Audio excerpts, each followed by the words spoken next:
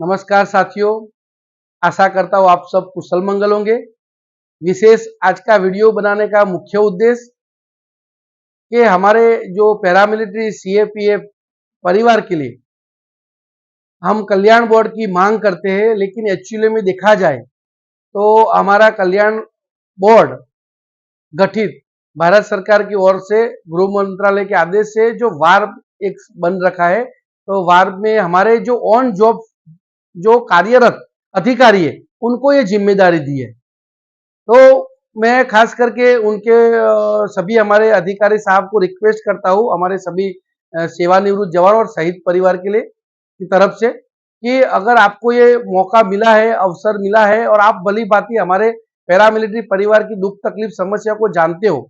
तो जैसे गुजरात में हमारे state welfare officer IG BSF है और उनके अंडर में सीआरपीएफ के डीआईजी साहब और बीएसएफ के कमांडेंट, सीआईएसएफ के कमांडेंट, उनको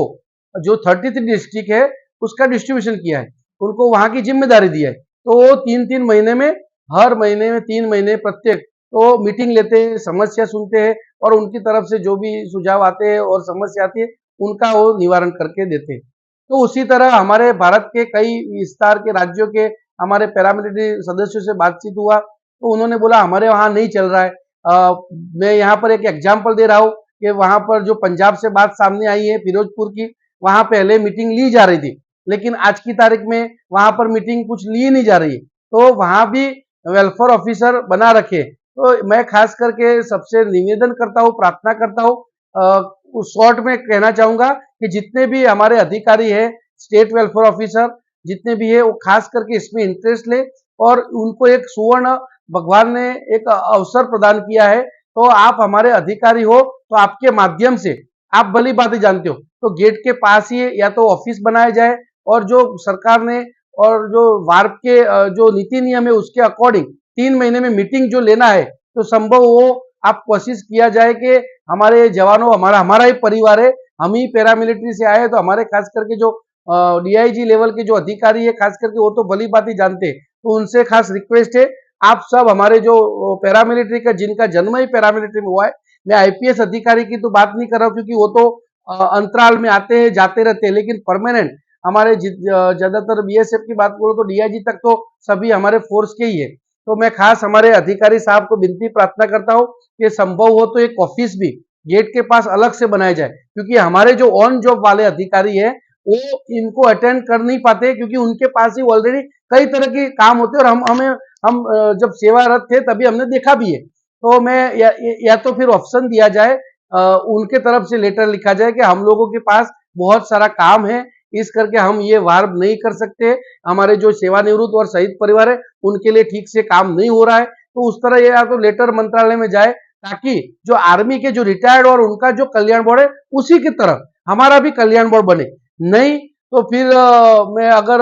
नहीं हो रहा है तो मैं खास करके हमारे अधिकारी साहब को रिक्वेस्ट करता हूं कि आपके ऊपर थोड़ा जो ऑन जॉब वाले का भी कामगिरी होती है और रिटायर्ड वालों को भी साथ में लेने से थोड़ी परेशानी होगी, लेकिन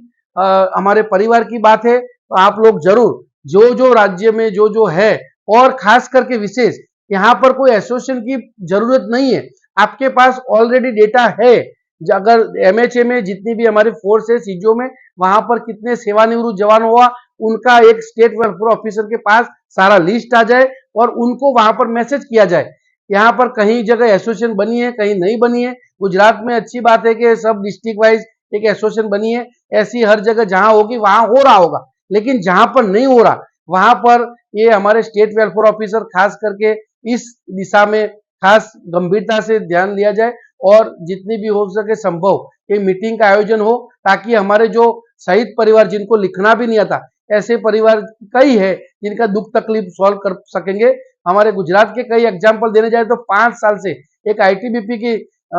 जवान की